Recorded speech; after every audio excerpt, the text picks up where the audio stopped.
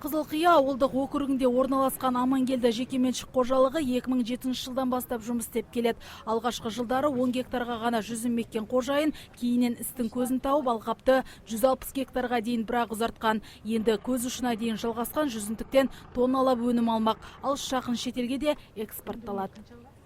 Өкімет қазір бірінші закладкаға бау отырғызуға субсидия береді, кейін 2 жыл оны баптап күтуге субсидия береді.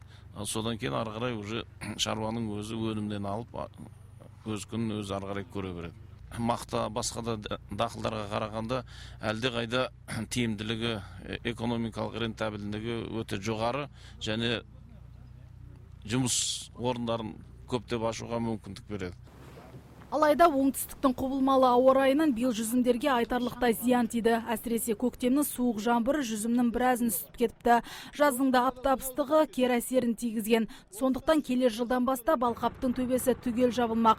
Бұл жүзім алқабынан бөлек мұнда 300 гектарға тарта бау-бақша бар. Онда алманың түрлі сорттарынан бастап шиеге дейін піседі.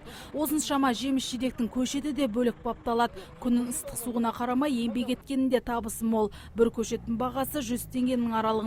Жылына миллионнан аса көшетке сұраныс түседі екен. Бұл өңіріміздегі гектар жағынан ең үлкен алқаптардың бірі. Жылдан жылға шаруашылықты кәсіп еткісі келетін кәсіпкерлер көп. Алайда еккен өнімнен еселеп өнім ала білу керек. Бүгінгі жиынның мақсаты да осы.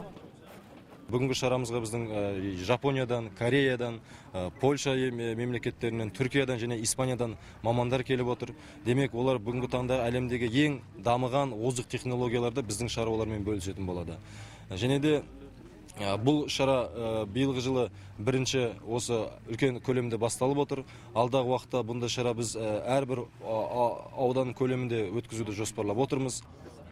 Іс-шарада сапалы тыңайтқыш мәселесі де сөз болды. Өйткені өнімді бітік шығару үшін алар орны ерекше. Бірақ ең бастысы бір мезетте бірнеше жұмысты атқаратын әрі шығынды аз жұмсайтын техникалар тапшы болып тұр. Көпшілік шаруалар ескіні кәдеге жаратып келеді. Жаңасына қыруар қаржы қажет. Ал жеміс-жидек пен жүзімді дамытуға арналған бағдарлама 2016 жылы аяқталмақ. Демек, ауыл шаруашылығын өркендету бойынша өзгелермен теңесуге әлі ерте секілді. Гүлзира Байдуллаева, Қанат Байысов, Сәкен Серікқұлов, ТВК телеарнасы.